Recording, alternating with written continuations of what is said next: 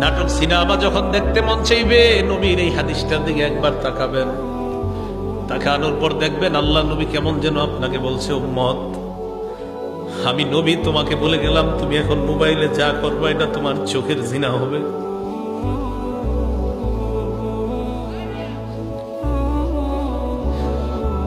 অনেক মানুষ প্রতিদিন এই গুনাহে লিপ্ত হয়, চোখের জিনা করে।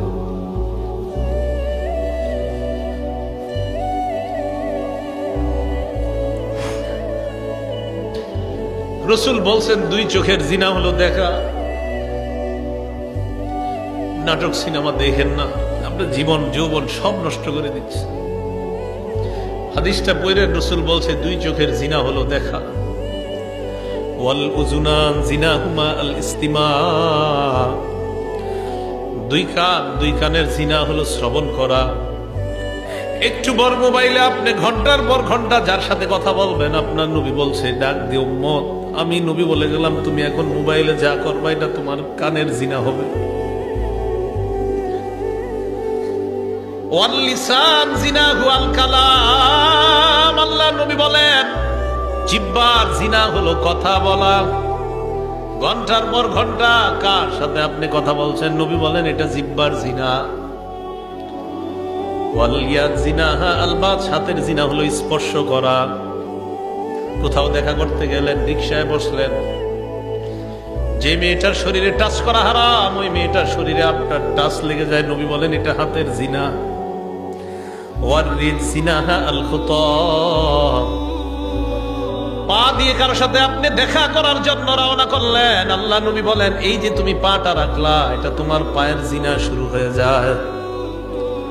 তো নবীজি বলেন আল আইনানি তাজনিয়ান, দুই চোখ জিনা করে, দুই চোখের জিনা হলো দেখা।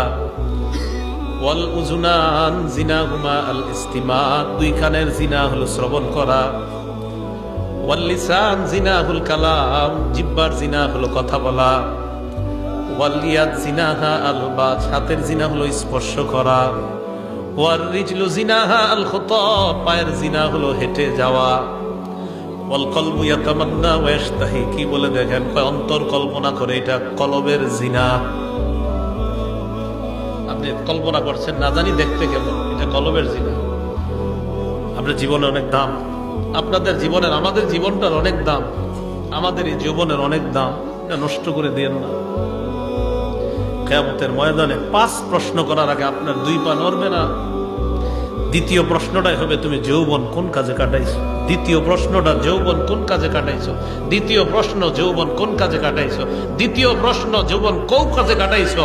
দ্বিতীয় প্রশ্ন যৌবন তুমি কোন কাজে কাটাইছো, এটা দ্বিতীয় প্রশ্ন।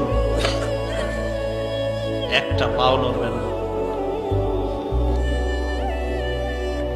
পরের হিসাব কি দিবেন? 5 প্রশ্নের পরের গুলা কখন দিবেন? দ্বিতীয় প্রশ্নে তো আমরা এই যুগে যারা আছি সবাই মনে আটকে যাবো দ্বিতীয় প্রশ্ন।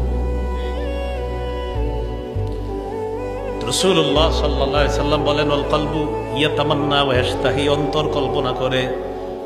ওয়াল ফারজু ইউসাদ্দিকু যালিকা আও ইউকাযযিবু, লজ্জাস্থান এটাকে বাস্তবায়ন করে। নাউযুবিল্লাহ, লজ্জাস্থান এক পর্যায়ে বাস্তব জিনায় লিপ্ত হয়ে যায়। আল্লাহ আমাদের সকলকে হেফাজত করে। আমিন। যুব সমাজের মাহফিল কথাগুলা তাই বললাম, আমরা এটা থেকে বাঁচতে হবে। আল্লাহ আমাদেরকে হেফাজত করেন।